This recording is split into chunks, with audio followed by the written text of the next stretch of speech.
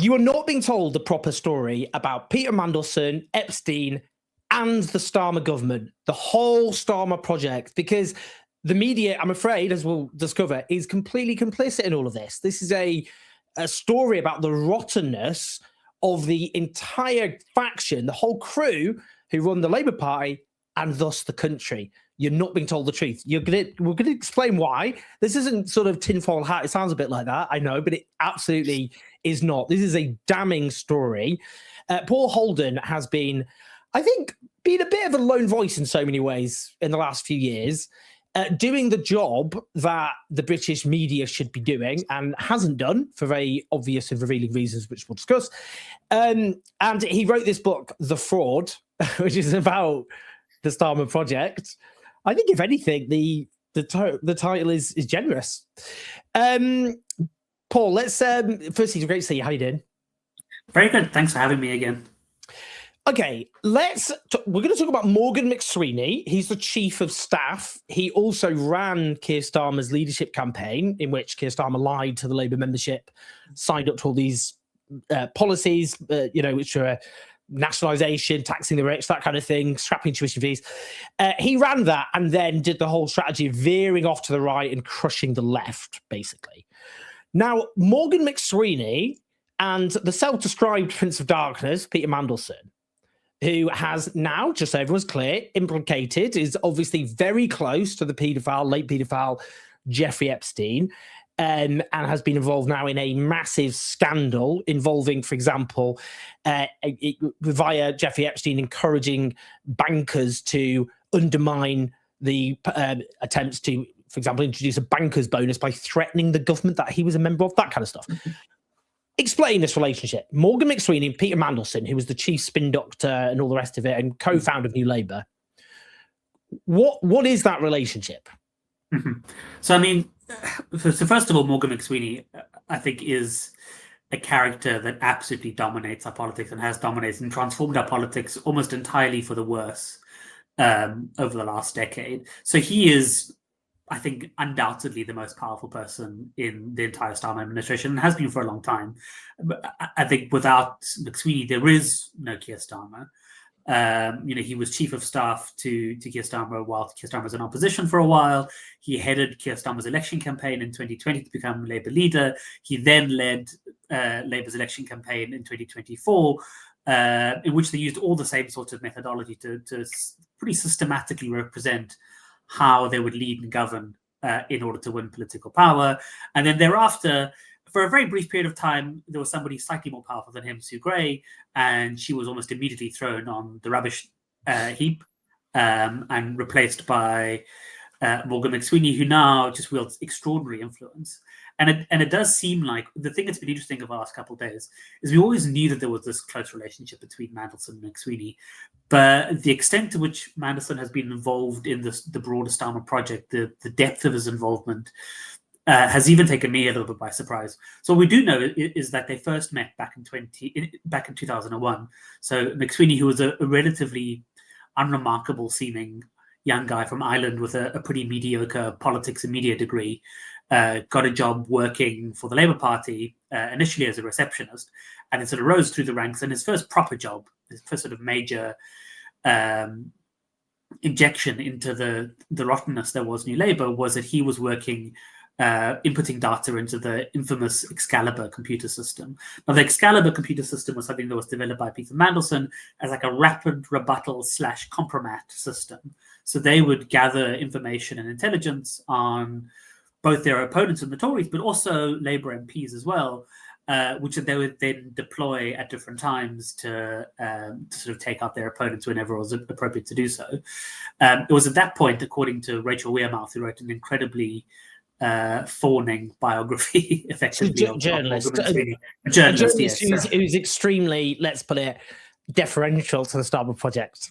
Yes, I was literally just rereading. She wrote a book at the end of 2024 about the genius campaign that got Keir Starmer elected the prime minister. And it's really quite astonishing book.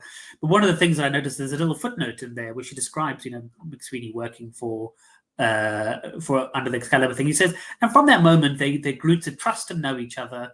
and Mandelson exercised huge influence over his thinking thereafter. And so it's very clear that Mandelson had a lot of affection for Mcsweeny, and Mcsweeny learned, he sort of cut his teeth politically under Mandelson. And I think what's interesting about Mcsweeny is that he very much embodies like the Mandelsonian methodology of politics, to the extent that I think that I would consider him maybe not the Prince of Darkness, but definitely sort of Starmer's princeling of darkness. Now, what's interesting to me is now that suddenly there's some sort of benefit for the media to start reporting accurately or more accurately on the nature of this project, we suddenly find out that Mandelson has played this deep and fundamental role in the Starmer project for years and years and years. And there's two stories that I thought were really striking that came out yesterday. The first one in the New Statesman was saying that in September 2025, the Labour Party, Keir Starmer, reshuffled his cabinet, and that Peter Mandelson, who was the ambassador and only a couple of weeks before he was removed, actually came into Number 10 to help advise them on this reshuffle. And the substance of this reshuffle was to basically remove the tiny little fragments of the soft left that was in the cabinet and replace them with Mcsweeny's and Mandelson's political allies, people like Shabana Mahmood and Steve Reed, who are very close to Mcsweeny. And I would consider part of the sort of the most sort of right-wing tendency in the Labour Party as it is. And the other story, which of course now I should say the Labour Party has denied this reporting, but the iPaper did this extraordinary story saying that in the 2000s, while the Labour Party was in opposition, Morgan Mcsweeny maintained a spreadsheet of potential Labour MPs and councillors, this huge spreadsheet, this database, effectively almost like an Excalibur, the way it's been described, of potential Labour MPs, and Mandelson was apparently giving direct input into the spreadsheet, deciding who and who couldn't be allowed to stand for the Labour Party. Which, if that reporting is accurate, what you have is Mcsweeny and Mandelson, who I think we could both agree, knowing what we know about them, are like deeply disturbing, problematic characters, who really have profound issues around like governance and judgment and respect for the law, choosing first who can be a Labour MP in Parliament and then who can be in cabinet. And that really is like a level of like profound influence that I think is just like the cherry on the top of already a pretty disgraceful and despicable project as it was. Because what we're saying, I mean, you're right. I mean, Peter Mandelson, when he was US ambassador, he was helping to dictate to the government and decide who's in what position. So, I mean, and it does go back, makes me think back to the book written by the journalists Patrick McGrath and Gabriel Pogrund, in which Starmer's own aides briefed that he thinks he's driving the train, but we've sat him in front of the driverless district light railway. That he's just the front man. So you've got people like Peter Mandelson filling the vacuum, obviously, or not filling the vacuum, just being the government. Yeah, I mean, in terms of what this says about Keir Starmer and his whole project, I mean, the pact he made with Morgan Mcsweeny and thus Peter Mandelson. I mean, that's, you do a deal with Morgan Mcsweeny, you've done a deal with Peter Mandelson. Yeah. Tell us about that pact and what that has meant in practice. We've got briefings saying, because at the moment the Labour MPs are demanding some of them, that Morgan Mcsweeny goes. But there was one revealing anonymous briefing in The Guardian, I think, which says that Keir Starmer wouldn't be able to function without Morgan Mcsweeny. It's pathetic, to be honest.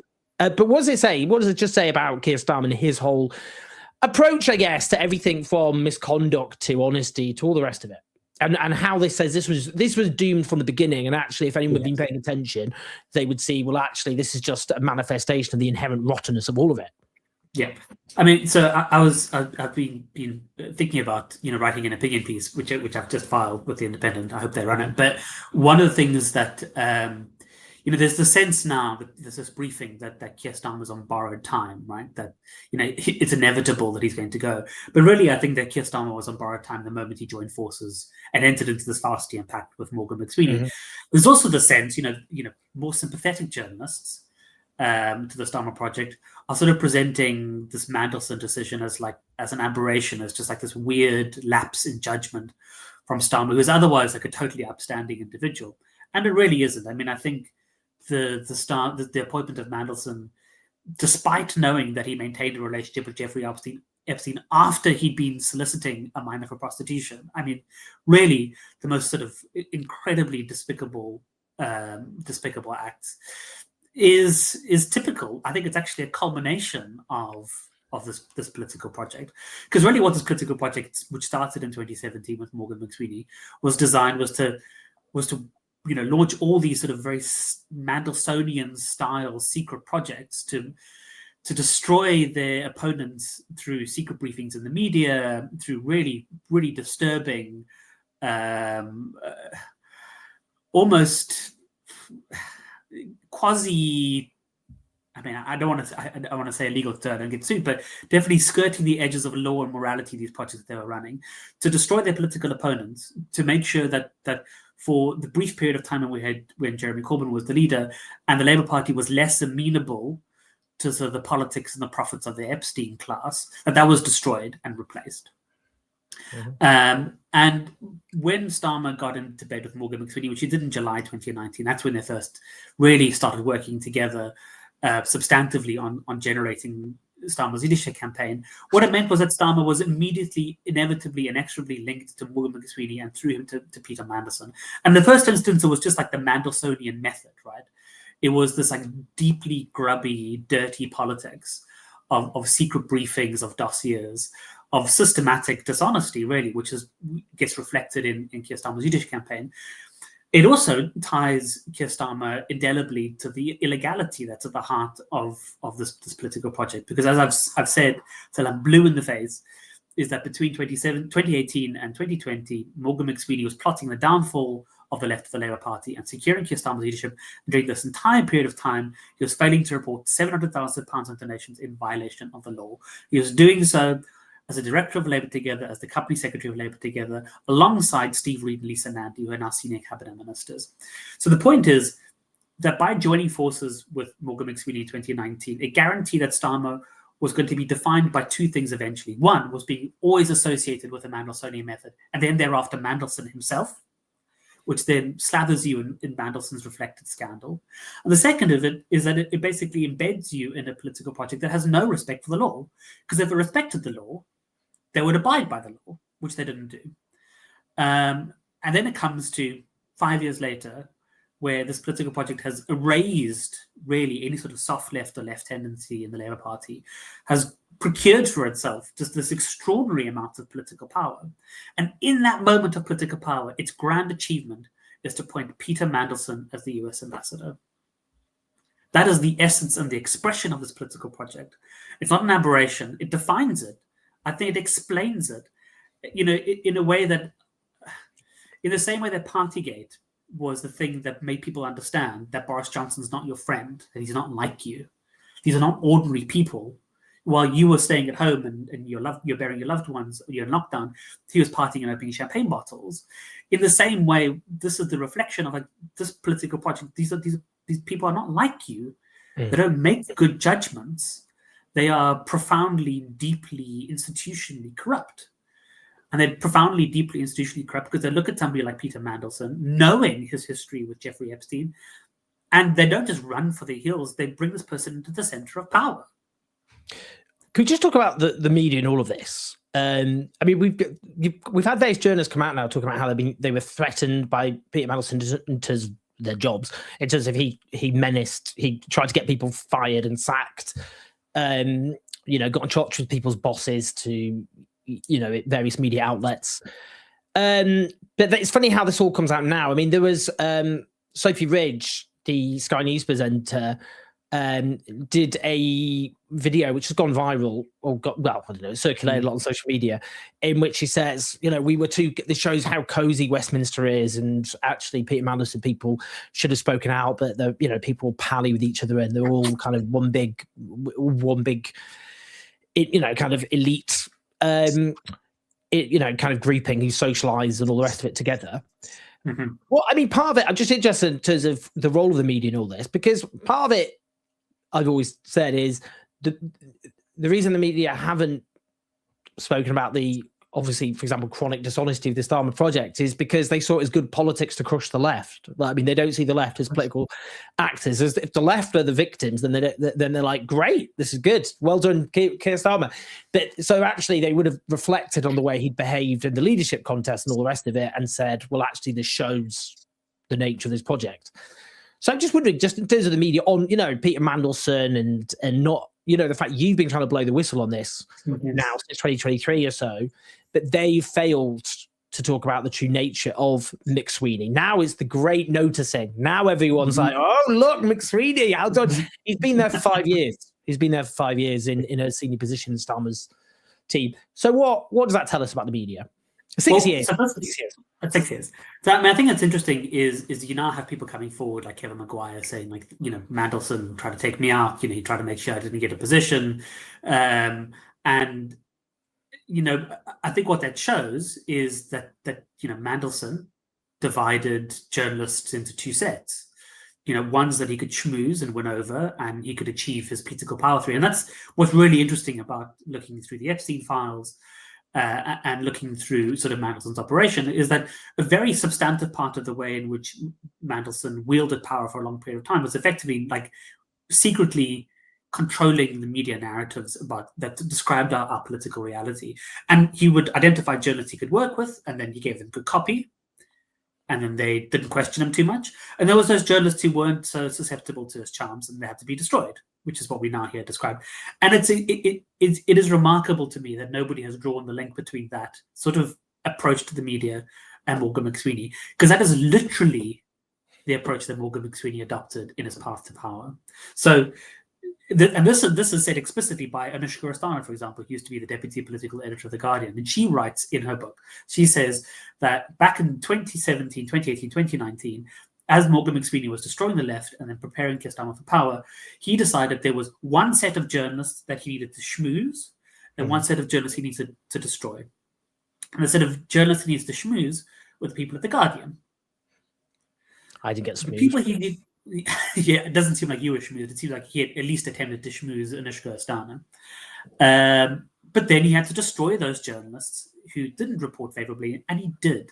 This is the thing that's really disturbing about him. So I wrote about this, in the first part of the book, and I come back to it again and again and again, because it's such a fundamental explanation of like the depth and the depravity of this political project, is that between 2019 and 2020, Morgan Mcsweeney, along with his political allies, created a secret AstroTurf campaign to literally destroy, the monetary basis of independent journalists who are reporting accurately, but critically, on their political faction. And they were explicit. They celebrated the fact that you had journalists who lost their jobs, who lost their livelihoods because they were reporting accurately. This is the important thing, accurately on this political project, and which they saw as a threat to them. They literally destroyed their livelihoods. This is fundamental to this political project, right? And I think what that did in that moment in time back in 2019, 2020, when this was done, was it didn't just destroy an alternative voice to the media. It also sent a very powerful message, which is if you step out of line, if you question any of the narrative that we are actually secretly seeding in the public domain, we will annihilate you. And it made people keep quiet. And it shut them up. It really did. There was a process of self-censorship because nobody wanted to get the same treatment as the Canary or Evolve Politics or anybody who was marginally left-wing would get, which is to basically be pilloried and to lose your livelihood. And then you fast forward to 2023, where I get these documents on Morgan Mcsweeney, and I have been going to journalist after journalist after journalist in this country, some of the biggest papers in the country, saying, this is an emergency. It's not just because I don't like this person because of his politics. This is an emergency. You can't have somebody like Morgan Mcsweeney in the center of power. And I know this because my background is working in state capture and corruption. I've seen in South Africa what happens when you have somebody who doesn't have respect for the law, who has broken the law in the center of political power, is they destroy institutions to make sure they don't ever get held to account. That's the situation we're in now. That's the dangerous moment we're in now, where we all know this political project needs to end. We all know this political project is on borrowed time. We all know that it needs to be thrown at the scrap heap of history. But these people all understand very clearly that if this political project ends in ways that doesn't suit them, there's real accountability for them down the line. And they will break everything to make sure that accountability doesn't happen. And that's the moment we live in right now. I think it's a pretty chilling way to end it, to be honest, and an appropriate place to end it. And everyone, do if you haven't read it or got a copy, do get a copy of The Fraud by Paul Holden, because it really does expose. You will completely understand how we got to this point better than you'll.